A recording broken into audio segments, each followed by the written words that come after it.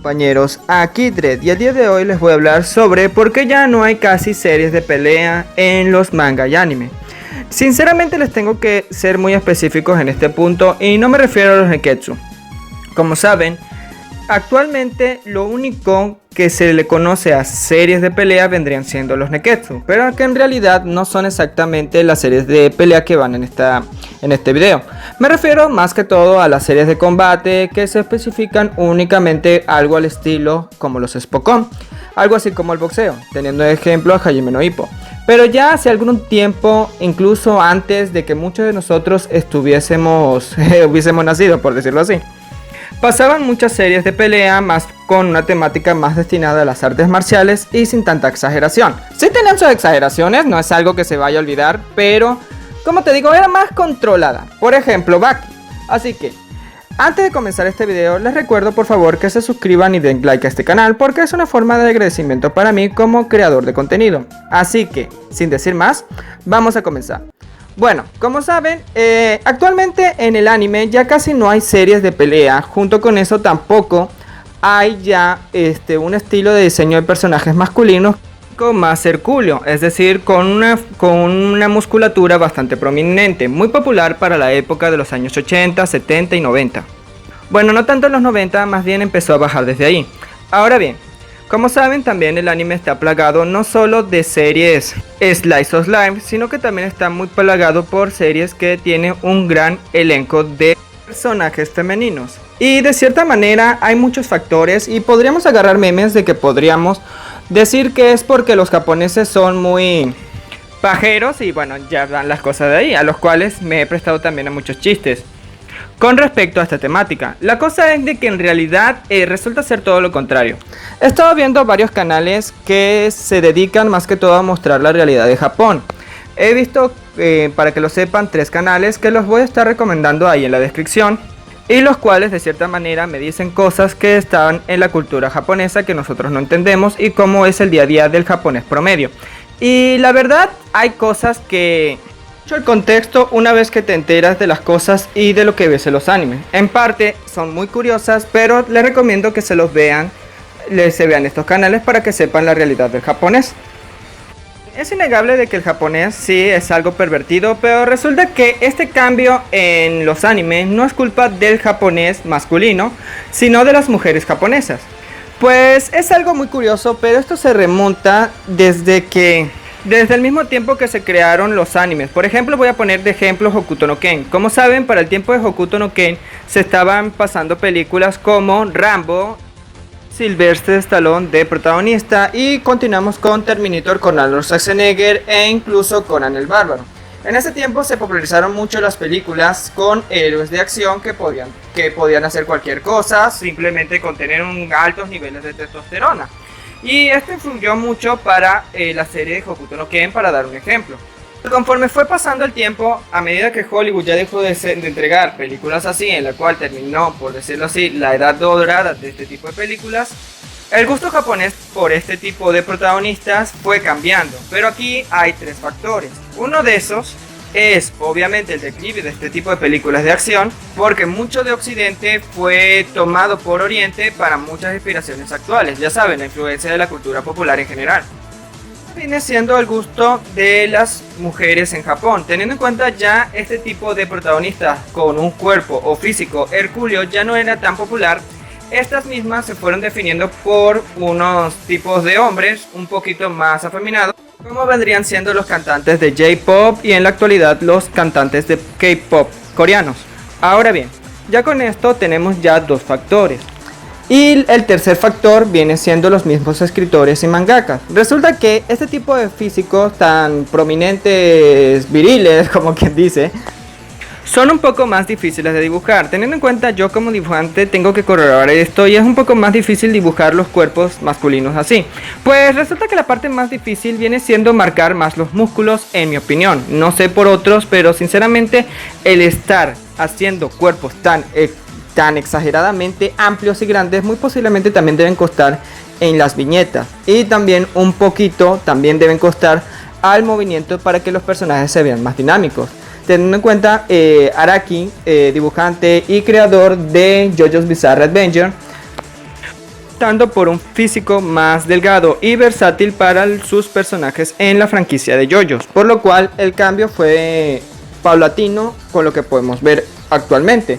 Teniendo en cuenta, esto trae un problema en Japón, de cierta manera en el mundo del anime, y es que literalmente el anime es muy femenino. Irónicamente, para la cultura que tiene Japón, el anime en sí es 100% femenino, teniendo en cuenta que las chicas jóvenes son las que exponen las modas en Japón, y de ahí muchos de los artistas se fijan para incluirlos en sus series. Por eso series de idols y ese tipo de cosas son tan populares ahí. Los brillos, los colores tan brillantes, viene prácticamente de ese tipo de influencia. Siendo así, es increíble el cambio que ha tenido el manga y el anime cuando tú ves esto, teniendo en cuenta que antes en los animes había una gran cantidad de personajes masculinos y en la actualidad prácticamente de un personaje masculino hay 30 personajes femeninos en una misma serie. Pareciera que estoy exagerando, pero de seguro ya deben estar ustedes conociendo un roncón en la cual el protagonista debe tener como 100 novias. Así que lo que estoy diciendo no es demasiado exagerado. Ahora bien, ustedes me estarán preguntando, ¿y esto qué tiene que ver con las series de artes marciales? Porque ya no hay series de acción. Y sinceramente, todo esto va entrelazado. Verán, esto no es en parte culpa de que estén diciendo que las series son muy violentas y que Japón censura. No. La verdad yo creo que la violencia es lo menos que censura Japón.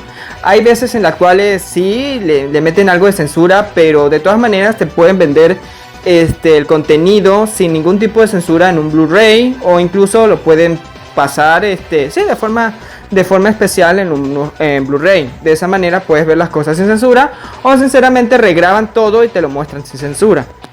La cosa es de que el cuarto factor que se enlaza todo esto es también la falta de interés en este tipo de género. Resulta que desde que Bruce Lee dejó de hacer este tipo de grabaciones, este tipo de películas de artes marciales, al igual que en Estados Unidos, este tipo de interés en series de artes marciales se cesó en Estados Unidos. Y lo mismo fue pasando en Japón. Irónicamente, al ser una cultura muy marcial en cuanto a las artes marciales, irónicamente también fue cesando este interés en las series con temática de artes marciales, teniendo en cuenta ya el argumento de estas mismas era un poco repetitivo. Siendo honestos, voy a poner de ejemplos la serie de Kengan y Baki, teniendo en cuenta ambas series son de peleas, pero siendo honestos, si analizamos el argumento de ambas, tratan de torneos clandestinos. Es decir, sí, sé que Baki trata de que el protagonista quiere vencer a su padre, pero ¿cómo entrena? Pues participando en unos que otros torneos clandestinos, o incluso peleando con gente desconocida.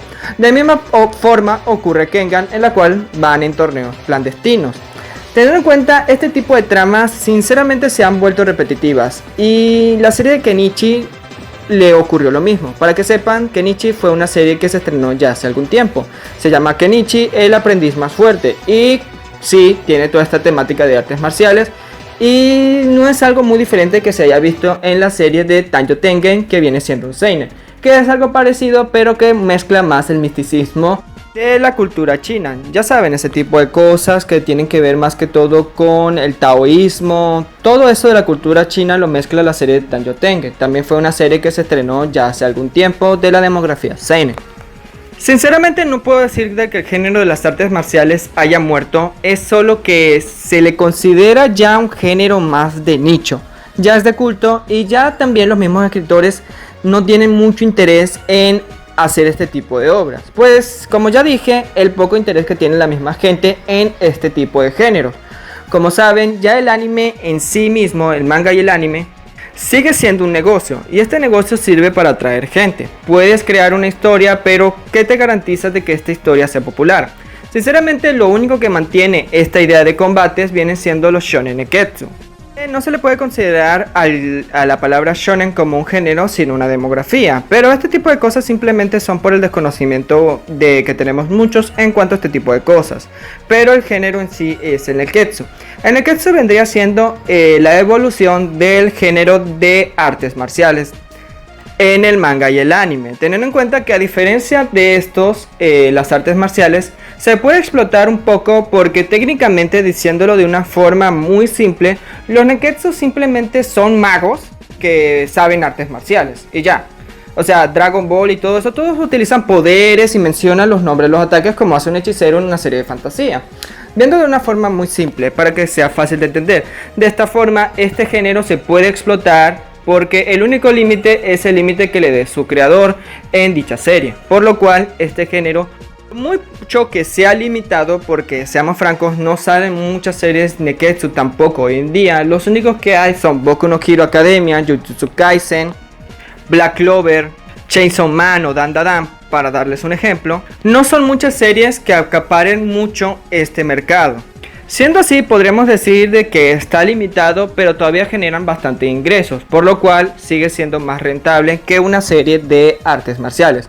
Para darles otro ejemplo, viene siendo Kengan, que aunque es una serie medianamente un poco más nueva, o sea, sinceramente le doy que sí, es más contemporánea, es más nueva que Baki en comparación. Pero, ¿cuánta gente sabe de esta serie? ¿Cuántos fanarts? ¿Cuántos doujinshis H podrás encontrar de Kengan? Pues muy poco. Ahí está el punto. De hecho, una serie que vende bastante, pero por tener un concepto muy original, combinando este concepto de las artes marciales, viene siendo Shumatsu no Valkyria, que exagera este concepto combinándolo con dioses y personajes históricos. Así que hay que ser muy creativo para explotar este género, que no está muerto, sino que lo considero más algo de nicho o de culto, como podríamos estar diciendo. Bueno, espero les haya gustado este video, como a mí me gustó hacerlo. Sinceramente valió la pena haberme visto todos estos videos para poder entender un poco cómo está la sociedad japonesa y cómo funciona un poco este tipo de cosas. Ya se me está haciendo bastante largo este video y espero que lo hayan disfrutado. Bueno, aquí Dred. No olviden comentar, suscribirse, seguirme en Instagram y Twitter, compartir este video y dar like. Aquí Dred, nos vemos.